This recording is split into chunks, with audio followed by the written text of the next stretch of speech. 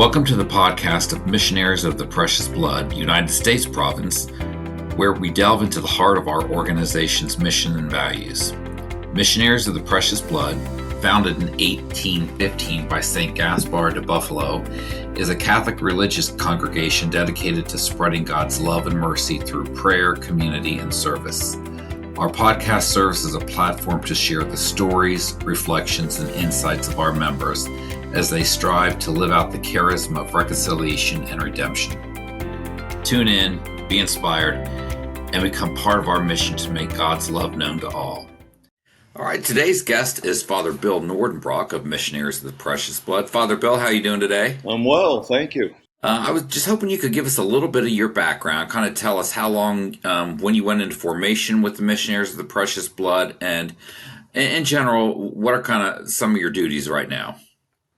That's kind of a long story at my age, but when I was 14, went to a high school seminary. So I spent 4 years at our seminary in Canton, Ohio. It was called Renewal Seminary. From there, I went to St. Joe College for 4 years. That was the college we sponsored in Rensselaer, Indiana. Did my undergraduate degree there.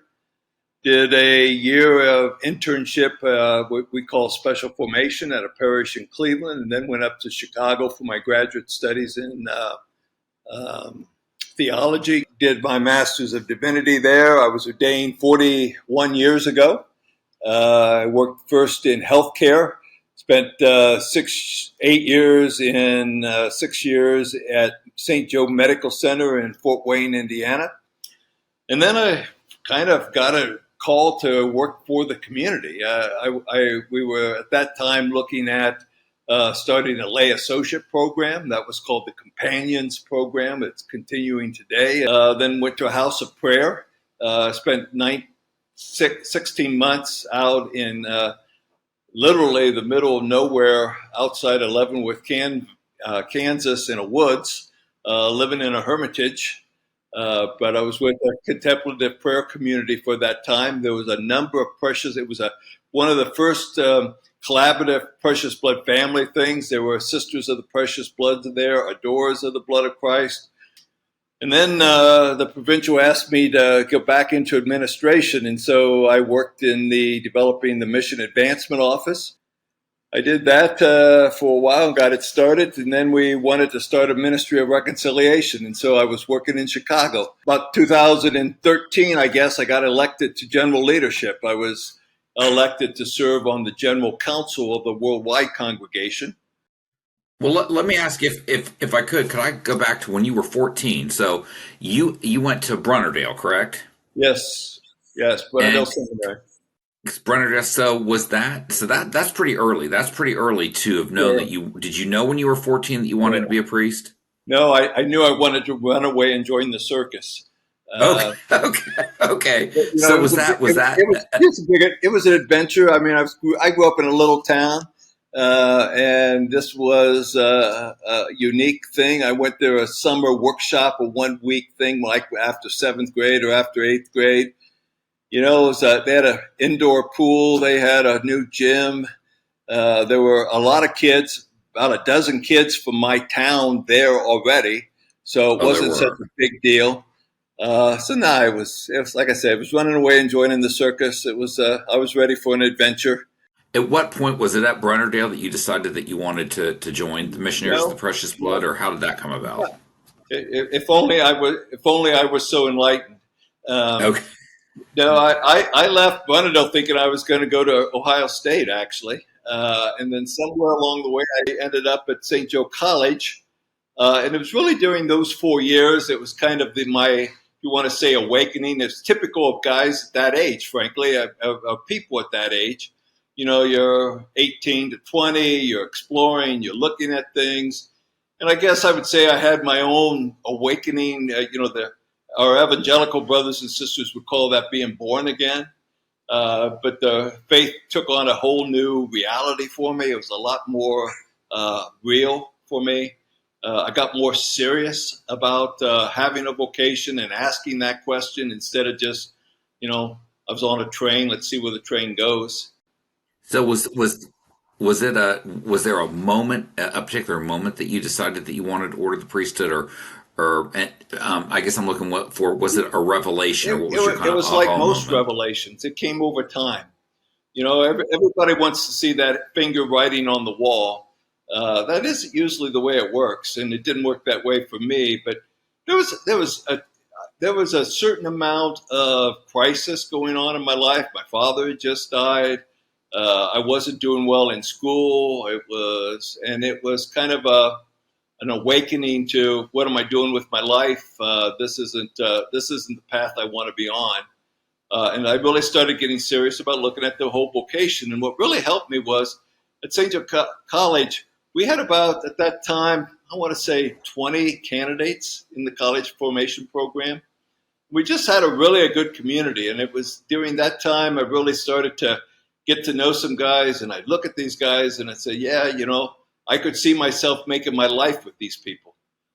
They were giving me a lot of support. They were accepting support from me. And then along the way, by the end of college, I was pretty sure this is what I wanted to do. Did you get any resistance from anyone, from family or friends? Because there are a lot of sacrifices you make when you become a priest. So Not so much, did anyone get? never from my family. My family was always well on board with this. I mean, I'm a cradle Catholic, and there was never any reluctance. I had brothers and sisters. Parents had a lot of grandkids coming. Which is strange, but that comes up a lot in people's vocation stories today. If they have one or two siblings, their parents are worried about that, but I never had any of that. I have a big enough family that was just really not an issue for me. Um, Probably it's funny, one of the resistance, if you want to call it from friends, really happened back when I was in high school. That was really more strange. And said there was like a dozen kids from my town there. That was like during the freshman and sophomore year. By the junior year, I was the only kid still there from my town, or one of two people from my town. Oh, And okay. so my friends would say, "Well, what's wrong with you?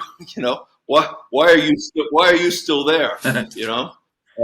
But again, that's just kid stuff. I mean, it was just part of growing up. So what do you think distinguishes? I know precious missionaries of precious blood. We don't call ourselves an order. It's a way of apostolic life. But what would, for the purposes of the conversation, did you ever explore any other orders? And if so, what was it that drew you to You know, missionaries of the precious I blood? went to when I was 14, and I went to see my parish priest and said I wanted to go to the seminary. He handed me papers for Bernardale. He was a precious blood priest. I really had no understanding that I had any other option than that. And I never really just started to think about the differences till I got into graduate school up at Catholic Theological Union, because that is a consortium of all the different religious congregations. And so I was going to school, living in the same building with Franciscans, with Viatorians, Passionists, etc. And then I started to see the differences. The emphasis in our community, especially the group that I was, my cohort in formation, we were very much focused on apostolic works. We really wanted to develop ministerial skills. We were excited about justice issues and trying to respond to those. It was very much a living faith in the world kind of a thing. And I don't say this I say this as a distinction, not a we're better than them kind of a thing. But religious orders like the Passionists and the Franciscans, they're very much focused, first of all, on their own relationship to God within a religious congregation's relationship to God. They're about their own holiness and living that holiness as a Franciscan or as a Passionist. That's what they were most concerned about. And that's the difference between a religious order and a society of apostolic life. Our focus is really, first of all, on mission. And we do community primarily because it helps us to do our mission well. I mean, I couldn't do my work without the support of a community. I need the support and the challenge of a community. I've needed that all my life. And so, I don't want to be a diocesan priest. I don't want to be out there by myself. which is how I sometimes view the diocesan priesthood and sometimes how they view it themselves. I wanted to be in a community. I wanted that. But my focus wasn't on sitting around holding hands and praying. It was around supporting one another as we go about doing the work of God. Okay, well, one of the things that you mentioned, that makes a lot of sense. One of the things that you mentioned when you were giving your background is that you were instrumental in the formation of the Companions program. Um, that seems to be a distinction too of Missionaries of the Precious Blood, that they have what's called a Companions program. Can you explain what the Companions program is and how that came about? Companions program started in 1990. Okay, so it's old. It's been around a long time. There's now about 500 companions, more than 500 around the country. And basically, when a group of us as a community started to look at the church today, we started to see the demographic changes within the church. We were very much Vatican II guys. We saw the role of the laity and thought that that was really important. We saw the laity growing in ministerial roles or formal professional ministerial roles, but also a lot of people were just very serious about living their faith, sharing in the work of God. And so we said, well, if being a part of a community and if our spirituality helps me to do that, why wouldn't it maybe be a gift that would help others to do that who are lay, who don't make a permanent consecrated life commitment, but who have a life through their baptism, have this lifelong commitment and a zeal for serving God and serving the world? You know, would our spirituality help them? Would their association with us help them, like we find in our relationship to one another? So we really look to form a lay associate program, not like as an auxiliary to us, but as much as we canonically were able to become a part of who the community is. We wanted them to be so it isn't here's the priests and brothers, here are the companions. It's more like here's our community, and inside this community there are priests, there are brothers, there are lay associates. And for us, that was more of a Vatican II model of consecrated life, of living in community that recognizes the wonderful transition going on, that where the role of the laity was recognized, where they saw that they were called to ministry. They were called to serve God in their various stages as ways of life. And we wanted them to be a part of us. We wanted to invite them to share our spirituality and to share our life together. In terms of the companions and how they work with the members, and the members, for the sake of our listeners, are the priests and brothers themselves. What role do those concurrently or comprehensively do the members and the companions? What do they do to engage with contemporary social issues and challenges? Can you give us a few examples? Give a couple examples. One of the things we were very clear. I mean, this is the United States, and so when we said to people, "You want to become a companion," the first question almost always was, "Okay, what do we have to do?" And we started by saying, "No, it's about having an orientation. It's about having a spirituality that informs what you do. You could continue to do the ministry God calls you to do, but do it with a precious blood slant, a precious blood focus, a precious blood motivation." And so people who came into it, they were already church people. I mean, we didn't find people in the byways. We found them in our church pews. Mostly, originally, a lot of them were parishioners. Okay. And they were very active people within the parish. And so a lot of them would be involved in anything from the liturgical ministries to St. Vincent de Paul work.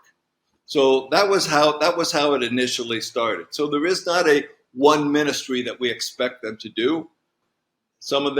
Many of them do, as I said, the what I would call the inside the church work, but also a lot of them are very concerned with outreach kinds of things. Recently, we're trying to figure out how to, as a congregation, we're trying to find ways to respond ministerially to the immigration issues going on within the country. And one of the things over the past couple of years is we've been pulling people together to look at how they can do that in their parishes or where they are living.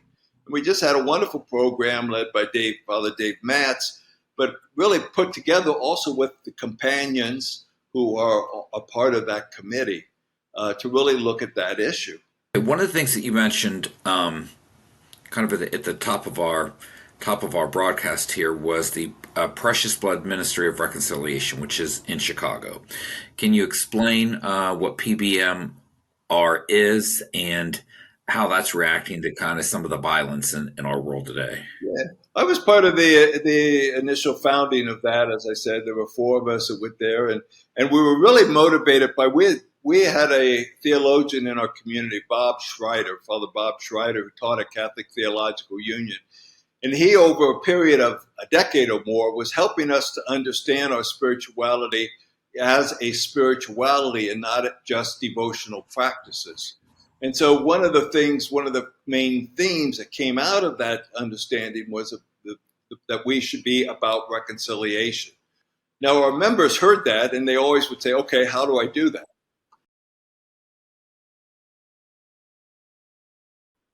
Yeah, reconciliation. I mean, the simplest definition that I use all the time is reconciliation is about bringing hope and healing into fractured relationships and helping to restore right relationships.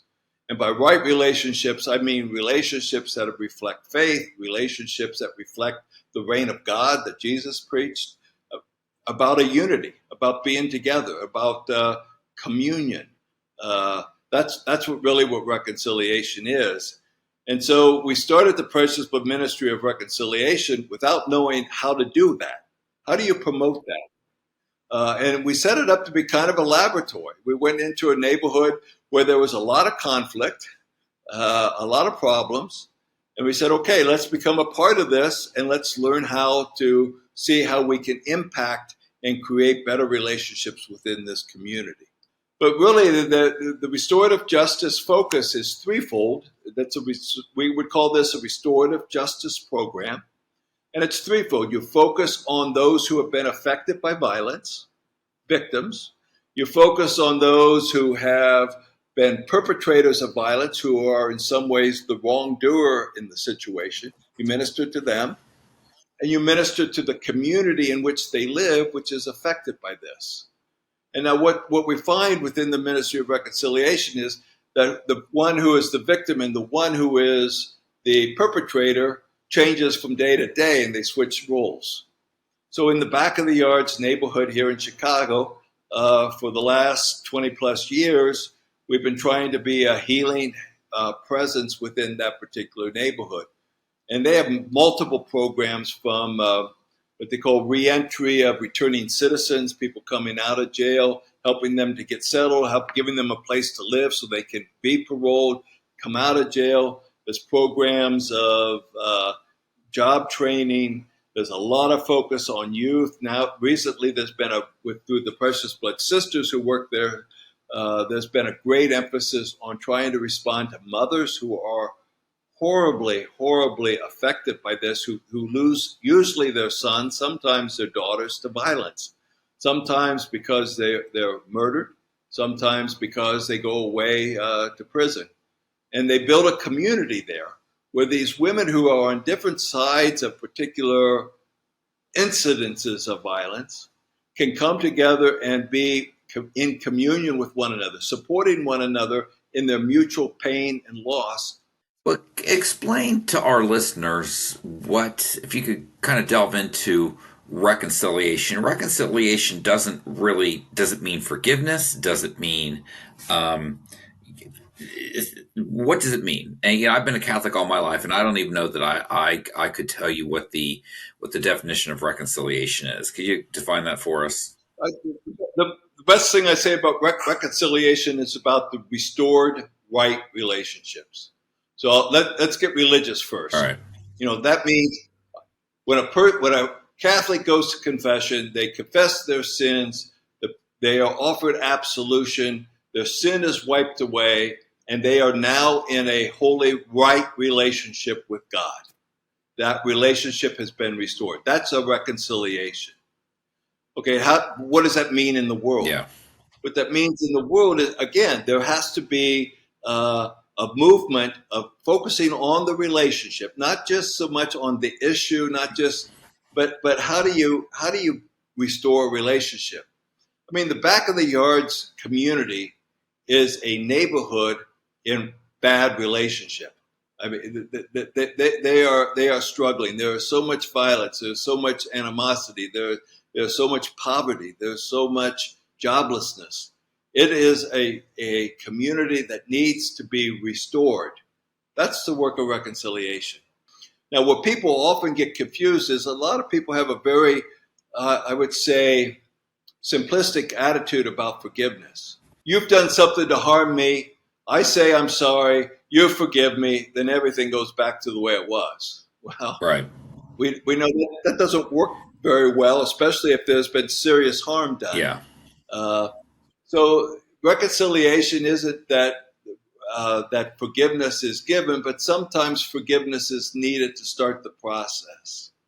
Reconciliation begins with the victim. The victim reaches out and responds to the one who has caused the violence. If I have harmed you, I don't have the right to say to you, you have to forgive me so we can go on. Right.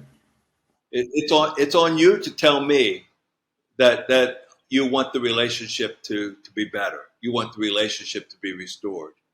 And the work of reconciliation might be to help them to get there. How do they do that? It doesn't cancel out the memory of the conflicts that were there, but it allows them to start to say, okay, do we want this conflict to control our future?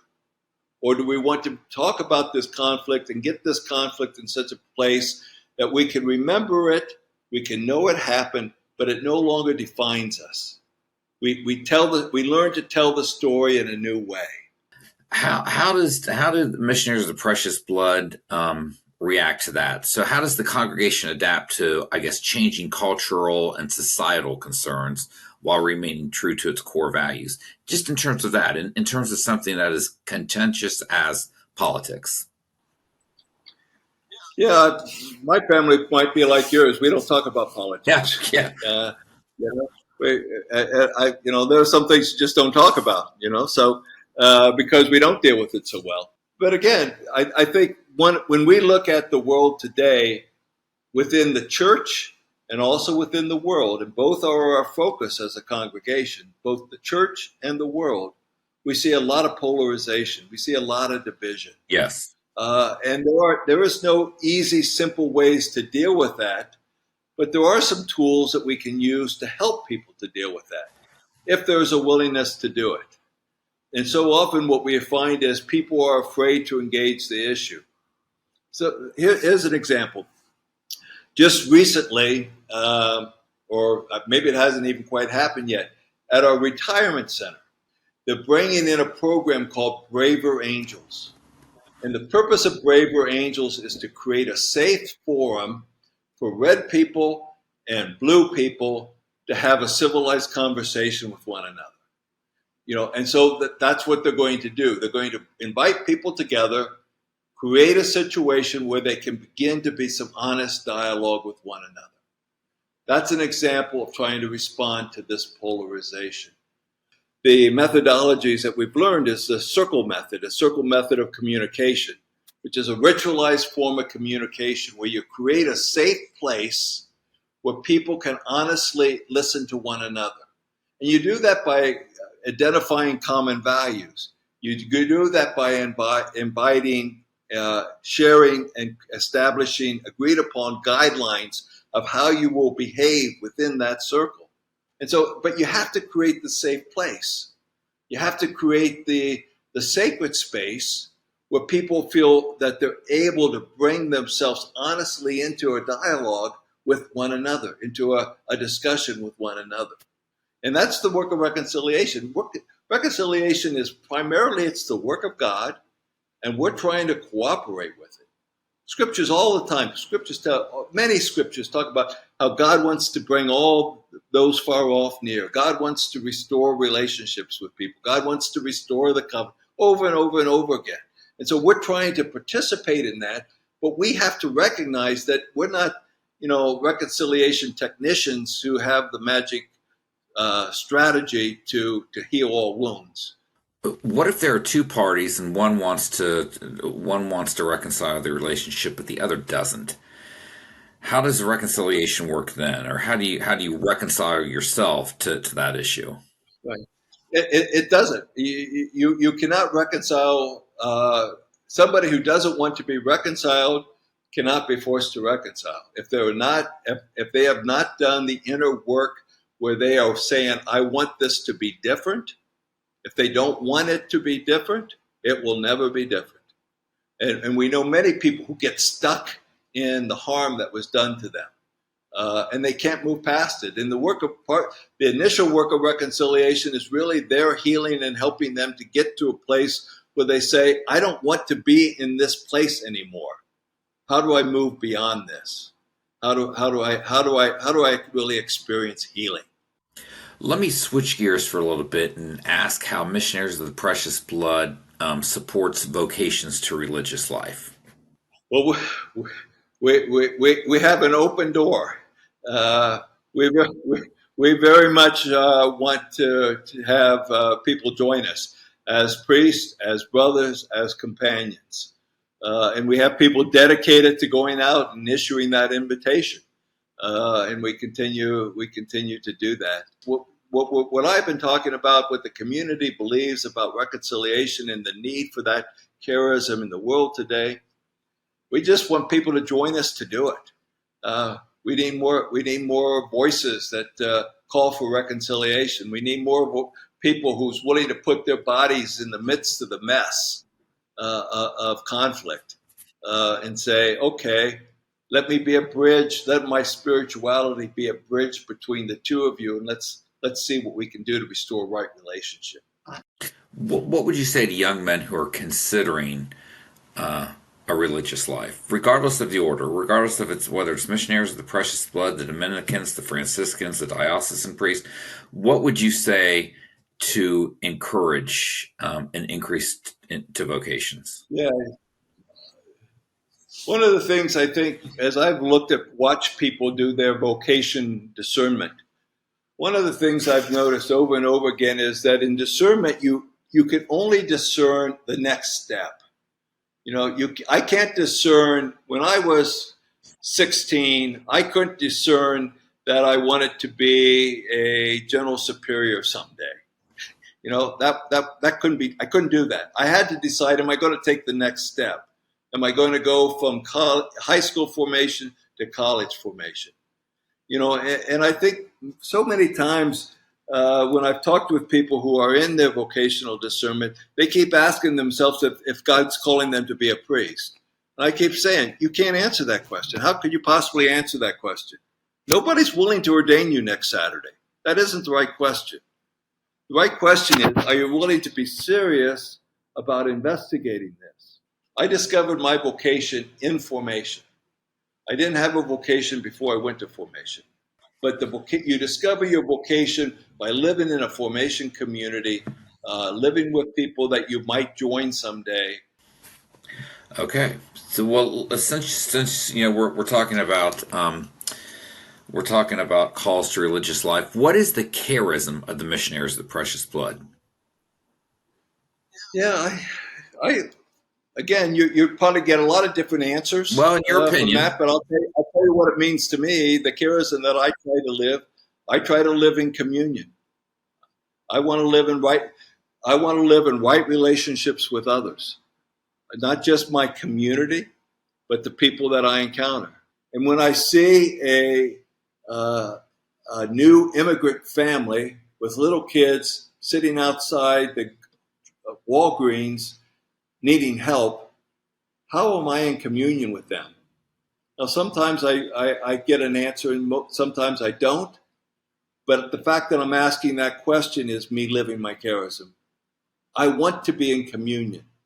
I want to be included with people's lives. I want to be in communion with my congregation. And so that's me. That because the blood of Christ draws all people near. The blood of Christ was given for all. The blood of Christ is the sacrament we celebrate on Sundays for the new covenant, where all are one. The The blood of Christ is the seal that's put on all the preaching in the life of Jesus. And that's what I try to, when I live a precious blood spirituality, that's what I'm trying to imitate. That's what I want to be embraced by, so that I'm able to embrace others with it. Father Bill Nordenbrock, thank you very much for sharing your insights and perspectives with us. Anyone who's interested in finding out more about Missionaries of the Precious Blood, whether that be in a general sense, or if you're curious about formation or any of our ministries or the companion program, can go to preciousbloodus.org, and you'll find anything you want to know about Missionaries of the Precious Blood.